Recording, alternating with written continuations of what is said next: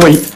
Harry doesn't want the shot. I stopped the nurse from treating my father. I had discovered that she had been slowly poisoning patients in the hospital with a chronic toxin, killing them little by little. My name is Dexter Morgan, a graduate of medical school. After an accident in my childhood, I developed an uncontrollable urge for blood. My father was a police officer, and he quickly sensed that something was wrong with my psyche. To help me cope, he often took me hunting, letting me channel that dark impulse toward wild animals. But as I grew older, hunting animals was no longer enough to suppress the urge. Then one day, everything changed. While taking me on a hunting trip, my father suddenly suffered a heart attack and was admitted to the hospital. Seeing him lying weakly in the hospital bed, I felt fear for the first time. Not the fear of death, but the fear of losing him. One day, as I went to visit him as usual, I happened to see the head nurse comforting the family of a recently deceased patient. But the smile on her face felt strangely unsettling. Something about it didn't feel right. I secretly slipped into her office and found a folder in one of the drawers. Inside were photographs of patients who had died in the hospital. The last photo was of the very patient who had just passed away. To confirm my suspicion, I took some medication the nurse had discarded and brought it back to my university laboratory for testing. High potassium nitrate levels.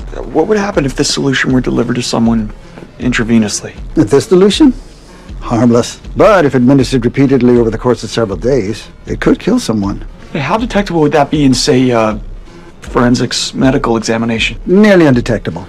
The body does a great job of processing high levels of potassium nitrate, even while it kills you. The results confirmed what I feared. I rushed back to the hospital ward to protect my father. I told him that the injections the nurse had been giving him were the reason his condition had been steadily deteriorating. Stop her. I've been waiting to hear those words for so long. With my father's support, I broke into the nurse's home and covered the entire place with plastic sheets. I hid in the shadows of the living room, quietly waiting for my prey. I tied her to an operating table, flipping through her photo album as I counted each of her crimes, one by one. That was the first time I ever felt someone else's fear.